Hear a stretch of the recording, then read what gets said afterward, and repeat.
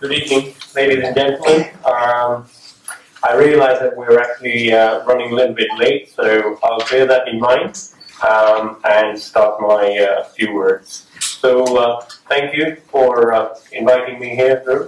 Very kind of you. And I've been asked to talk a little bit about Warren Buffett, one of our sort of living mortal.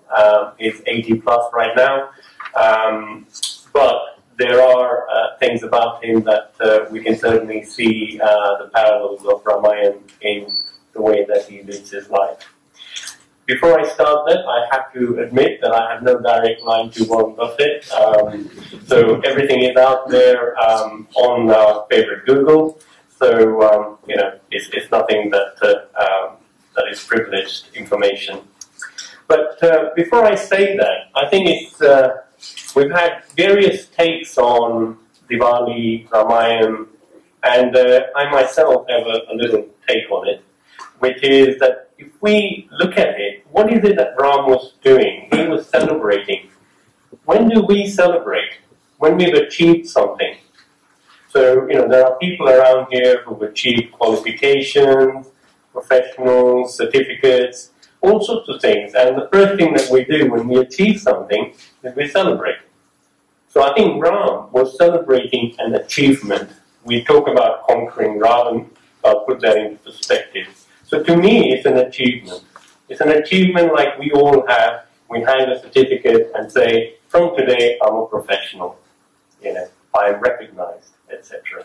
And that's what Ram did. So Ram had that achievement, and I think it was a celebration of that achievement. So what was this achievement? The achievement was that he managed to conquer the vices. The vices which were represented by Ravan, whether we talk about ego, greed, lust, he managed to conquer them. He managed to conquer them to a point where he said it's celebration time. Exactly like we conquer our exams, we pass them, and it's celebration time. So I think that's what it was, that he conquered it fully, and I think all of us need to be able to do that at some point. I think conquering our vices is really the message in this Diwali, as far as I'm concerned. So if we now turn to Warren Buffett, he's certainly done that. He's 80 plus, I guess he's the second richest billionaire. He could achieve anything he wants. He could run his vices as he wants. Read, lust, build a 60-story house, have a 500-feet yacht, anything. But if you look at his life, it's very simple, exactly like Gandhi said. Very simple life. He spends 12 hours playing bridge. It doesn't take millions of pounds to play bridge. So the simplicity is there. Someone asked him about his wealth, you know, 54 billion, I think. And he said, this is just like an IOU from the society. This is an IOU. The society owes me that, and I can spend it if I want to. But I don't want to exploit the society. So yes, I have the wealth. I don't want to spoil it. I don't want to exploit it. I'm happy in the home that I have for 30 years. I'm happy in the car that I drive. I don't need to make a statement. So I think that's how I see Warren Buffett and what we've been listening today. That the simplicity, knowing yourself, don't get carried away. Because you build a 60-story house, tomorrow there's a 70-story house, you look small, and you start all over again. So there's no peace in that. So that's, I think, what Warren Buffett does. Last point for me today is that we need to take something away, something memorable. We've heard so much here.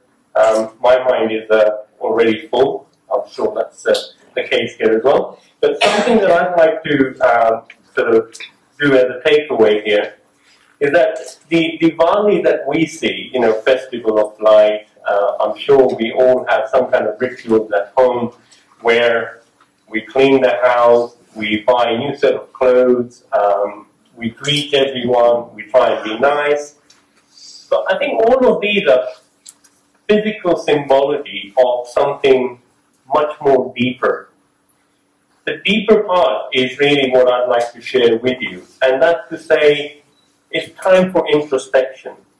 If we clean ourselves from inside, if we adorn a new image, a much more stronger image, and if we try and introspect all the vices that we had throughout the year, be recognizant of that, and try and overcome them for the following year. So as we clean our house, as we wear new clothes, try and also do some introspection. And every year that we have a Diwali, it's a great time to take stock of your actions and to improve your actions for next year.